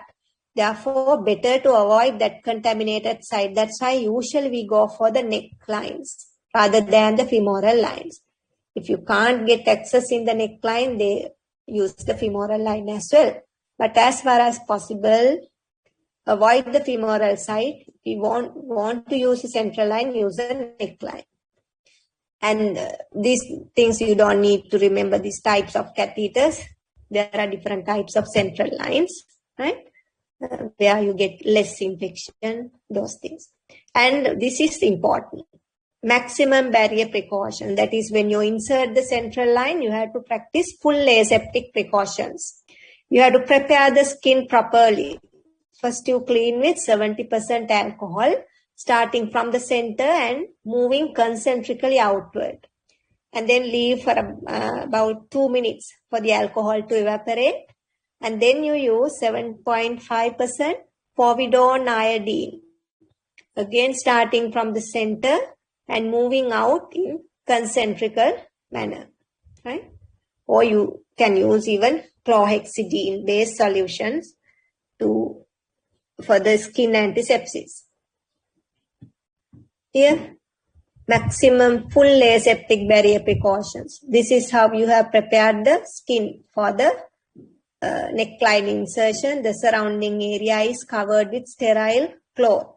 Only the insertion site is open after cleaning. That is how you prevent the administration of organisms during insertion of the catheter. Now, like the urinary catheter, you have to daily review whether they need the central line. If it is not necessary, please remove it quickly, right? And when the line is there, you have to look at the insertion site daily. I told you as central line infection, the insertion site can get inflamed or can be tender. So you have to inspect daily. Especially it's easy if you have a transparent dressing. Like in the picture I showed you, if there's a transparent dressing, you don't need to remove the dressing to see the insertion site. Or else, through the gauze, you have to palpate and see whether it is tender or not, because you can't open and close it all the time. And when you are giving any blood or medication through the lines, if you take blood samples from the line, always you have to practice hand hygiene, right? And before you open the port also, you have to clean the port with 70% alcohol soap, and then only you open it and give any medication or take blood. Those are infection control practices. Don't try to remember all these, right? Just mention for the sake of completeness. You can just read and get an idea, because I'm telling hand hygiene is important even after you handle the catheter, because if there are any infections, you are taking them into your hand and then you will be transmitting it to somebody else. So even after you handle any device, you have to ensure that you wash your hands or at least use alcohol hand rub.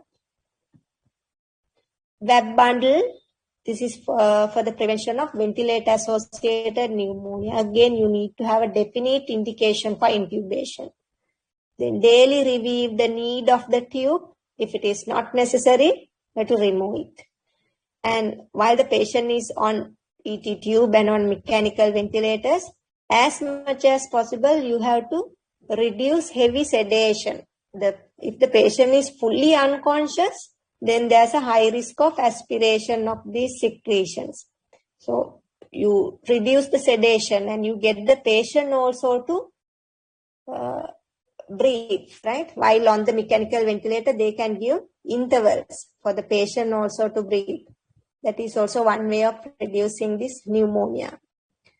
And ET cuff pressure, you know that cuff balloon-like thing surrounding the ET tube, that is important to prevent seepage of subglottic secretions, oral secretions into the lungs.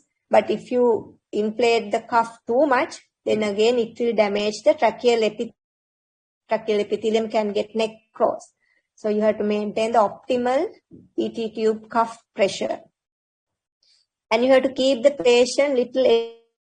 The bed is elevated, again it will prevent aspirations, right? From the stomach contents into the lungs will be prevented. Sedation vacation, that means you reduce the sedation from time to time and get the patient also to breathe. So that will improve lung condition, and it will increase the chance of extubating early. Right? And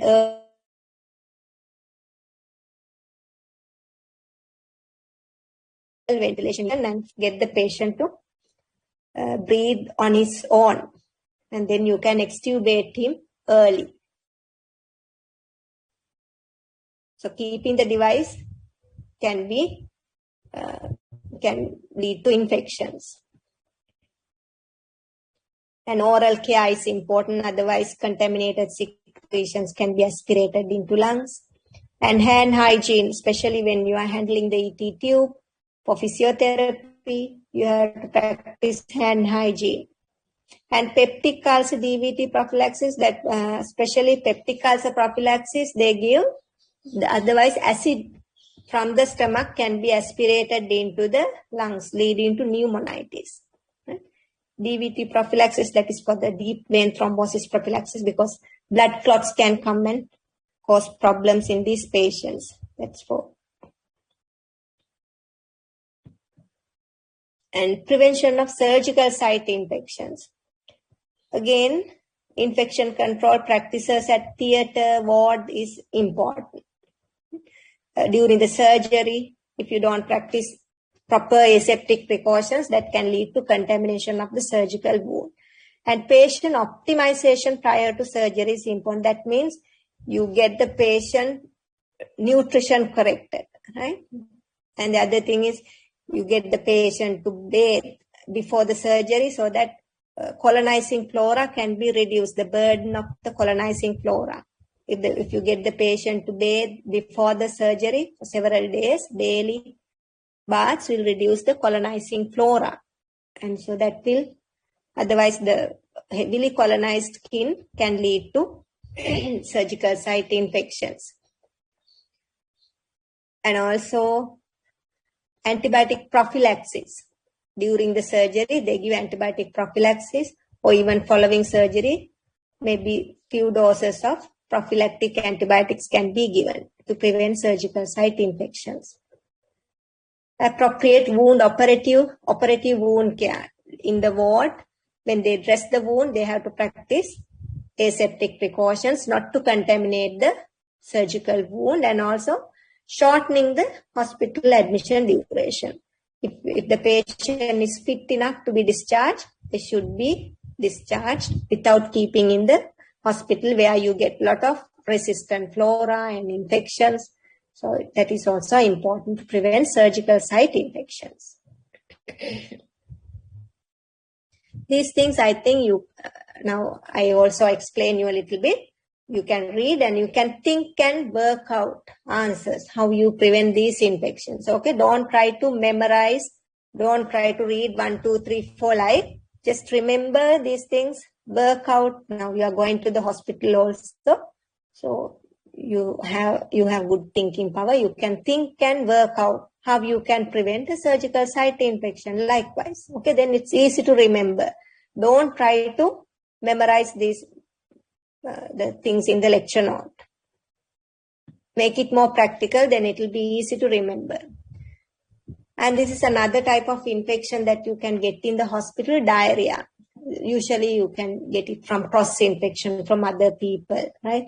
You know, the organisms causing diarrhea. What are the bacteria causing diarrhea? Anybody? Quickly. Salmonella. Yes, very good. Salmonella. Yeah, coli.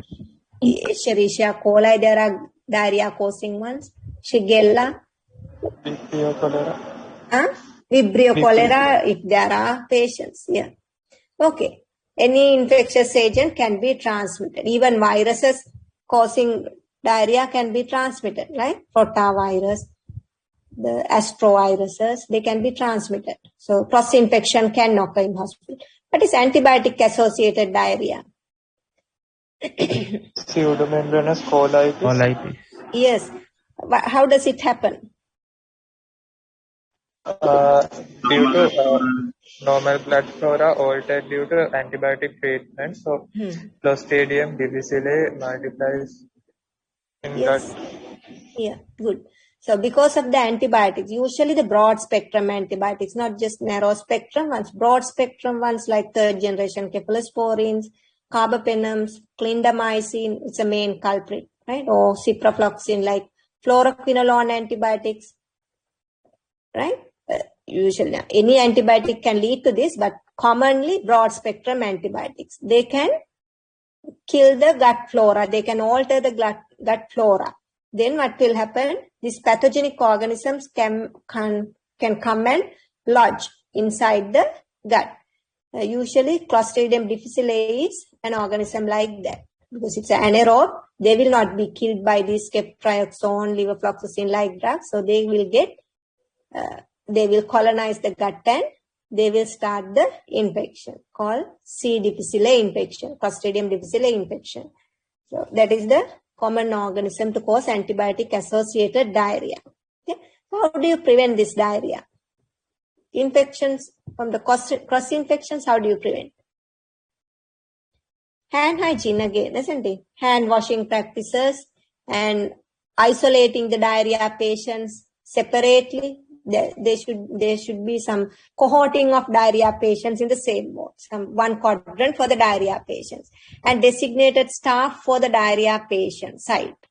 They should not be coming and treating the other patients, right? Designated staff should be there. Then cross-infections can be minimized. And covering food, even in the ward, you have to cover the food. Otherwise, mechanical transmission can occur via flies. And using boiled, cool water for the drinking. And regarding the antibiotic-associated diarrhea, then if you suspect this could be CD4 antibiotic associated diarrhea, then you have to stop the antibiotics the patient is on, and then you can send the stool for cultures, right, from these patients. And hand hygiene with alcohol hand rub, will it be effective against C. diff? Alcohol hand rub? Alcohol hand rub is not effective against C. difficile diarrhea because C. diff is mainly transmitted via spores, bacterial spores. These C. diff spores cannot be destroyed by alcohol, right? Therefore, hand washing is important to prevent the C. diff diarrhea. Alcohol hand rub is not effective against the spores of the C. diff. Did you understand it? And the other thing is notification about these infections to infection control unit. And infections transmitted by blood and blood products. What are the infections? Three main. Hepatitis B virus, hepatitis C virus, and hepatitis D virus, HIV virus, malaria, like Yes. Hepatitis D also can be transmitted. Malaria, usually now we don't have endogenous cases of malaria. If we get imported cases, they can be transmitted by blood transfusions. Correct. How do you prevent them? You have to screen the blood products, okay? Blood and blood products. That is done in the blood bank actually. Hepatitis B, C, HIV. They screen the blood products, blood and blood products. That is one way of preventing these infections. And management of a high-risk body fluid spill is important. Now, high-risk body fluids, what are the high-risk body fluids? Blood, peritoneal fluid, CSF, joint fluid. So those are the high-risk body fluids. First, if you see a fluid spill, high-risk body fluid spillage in the ward or lab floor, you have to wear gloves. Which one is better? Disposable gloves or the heavy-duty gloves? What are the better ones? Heavy-duty gloves are the better ones, especially if there are sharps. Okay? Otherwise, you can just wear disposable gloves. You don't need to wear sterile gloves. Then absorbent material has to be put to cover the spill so that it will not spread. That is the purpose. Once you put the absorbent material, then you have to pour 1% hypochlorite for high-risk body fluids and leave for 10 minutes. You don't touch the absorbent material without decontaminating it. Right? Some people write, they put the absorbent material and then they throw it into a clinical bin. Then they pour the hypochlorite solution. That is not the correct way. You don't touch the absorbent material contaminated with the high-risk body fluid. You put the absorbent material and then you have to pour 1% hypochlorite on top of it to soak it well and leave for 10 minutes so that all the infectious agents are supposed to be inactivated. And then remove it as clinical waste into the yellow bin. That is the infectious waste bin. If you get any sharps there, you have to remove them into a sharps bin. If you have the risk of getting cut, then you have to use forceps. Or if you are wearing heavy duty gloves, you might be able to remove them with the hand. Then you have to clean the area with GPD, that is general purpose detergent, and wash with water and dry the surface. And gloves have to be removed as clinical waste, usually the disposable gloves. If it is heavy duty gloves, they can be immersed in 1% hypochlorite for reuse. And then at the end, what do you do? What is the last but not the least step? What is the last step? Vaccination. What's the last step of cleaning a blood spill? You don't know. Hand washing. Once you remove the gloves, what do? You have to wash your hands with soap and water. That is very important, right? If you don't write that part, you will lose a considerable amount of marks. So hand washing after gloves is always recommended. Not only after cleaning a blood spill. Even if you examine a patient wearing gloves, once you remove the gloves, you have to wash your hands. If you draw blood sample from a patient wearing gloves, once you remove the gloves, you have to wash your hands. Okay. And these are the low risk body fluids, urine, feces. If there's a spillage, then 0.1% hypochlorite is enough, right? Of patients against hepatitis B is important. Not the patients, actually healthcare workers, right? That is important. HIV and hepatitis C, we don't have vaccines. Hepatitis B, we have. I think these small questions you can do. Shall we stop now? You want to ask any questions? Can you go through these MCQs on your own? Have any questions to? Did you understand it? If you don't want to ask anything, shall we stop now? Okay, then we will stop now. If you have any questions, please email us, right? Or even if you can come to the department, you can come and meet and ask any questions. Okay. Thank you.